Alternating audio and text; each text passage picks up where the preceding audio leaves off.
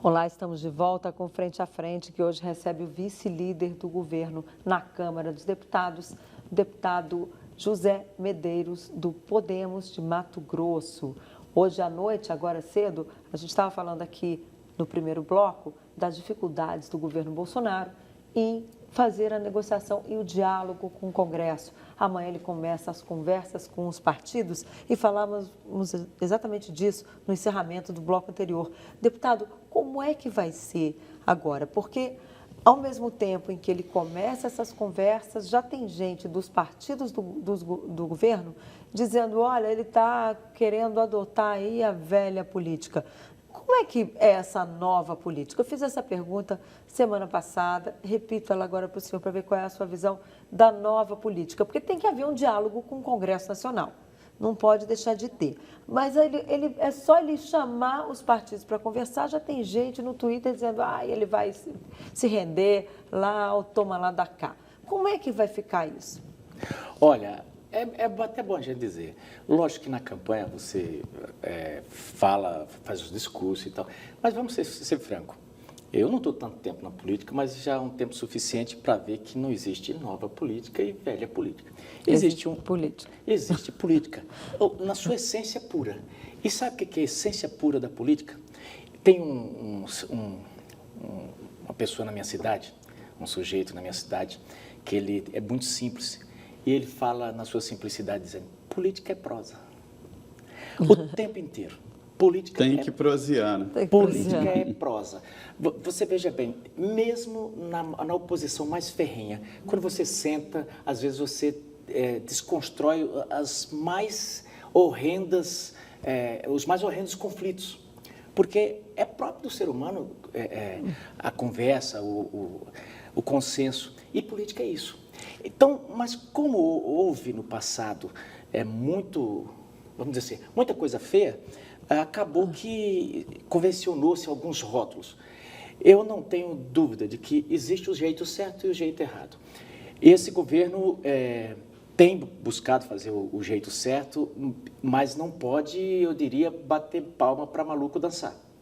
E o que é isso? Não pode se pautar por quem não quer o sucesso. E justamente esses grupos que começam a falar, olha, já está lá sentando com eles e tal.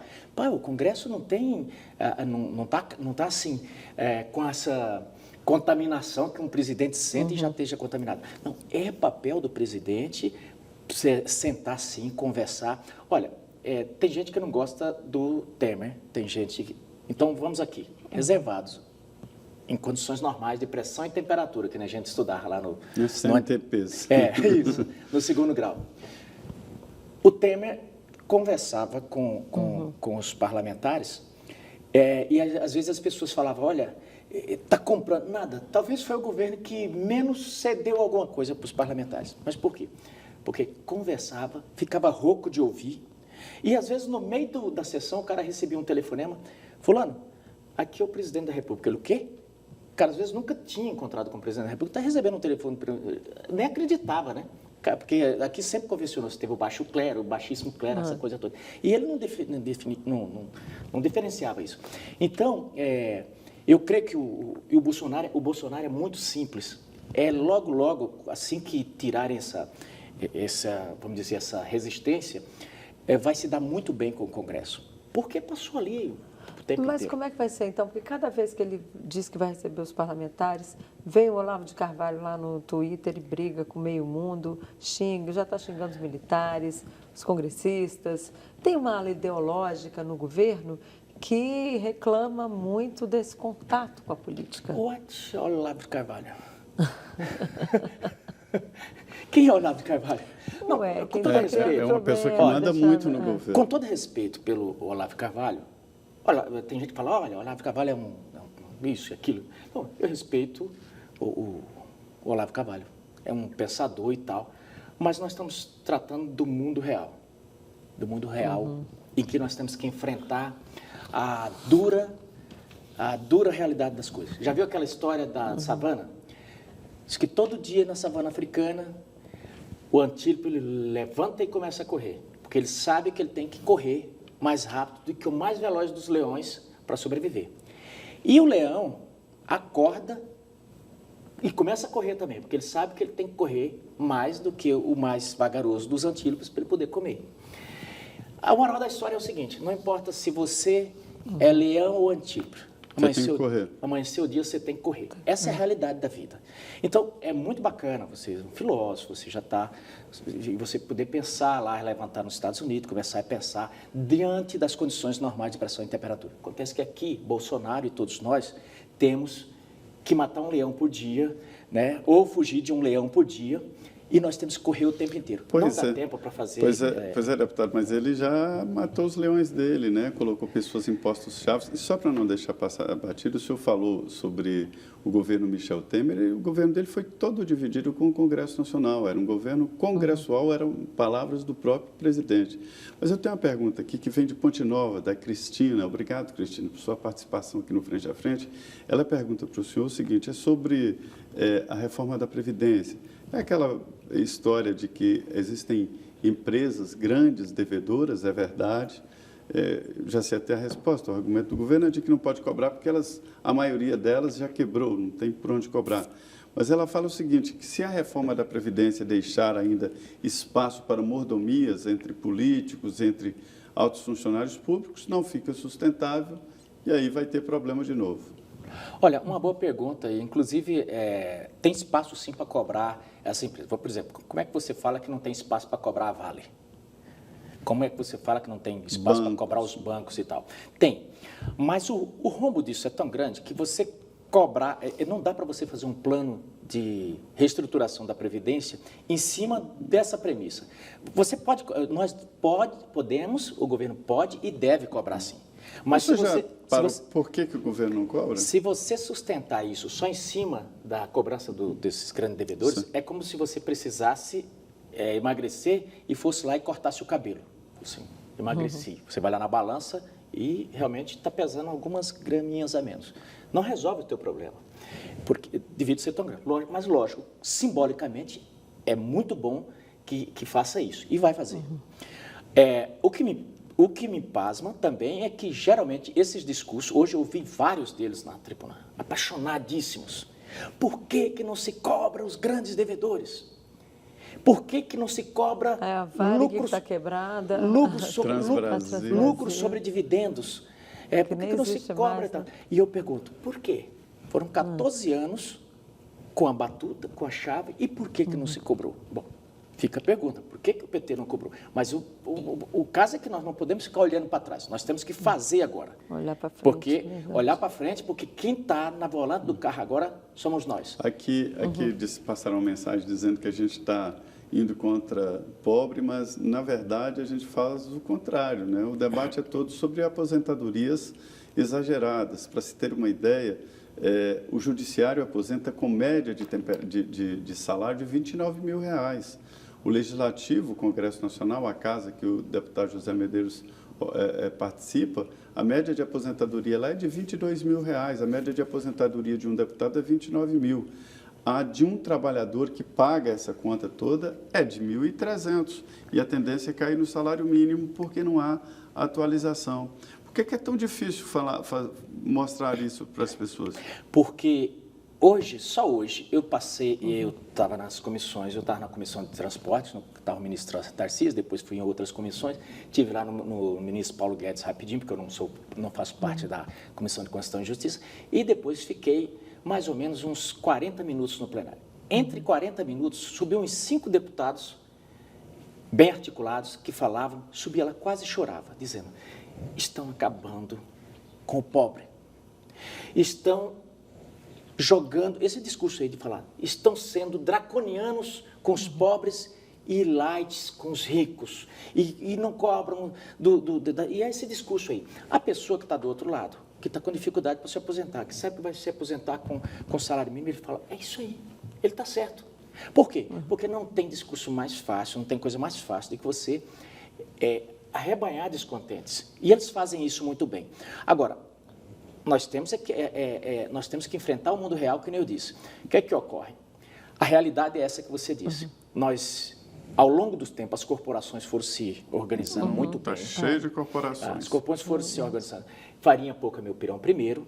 E essas pessoas que estão lá na roça, que são esses que a gente está falando, ou que estão lá no canteiro de obra, ela não tem o tempo, ela não sabe nem o que está acontecendo, essa que é a grande verdade, porque ela não tem tempo, ela trabalha... Chega ao ponto, deputado, de funcionários da Câmara que ganham mais do que deputado. Não, sim. Não, sim. Isso é uma realidade. Agora... Um policial na Câmara ganha R$29 mil. Exato. Então, essas coisas...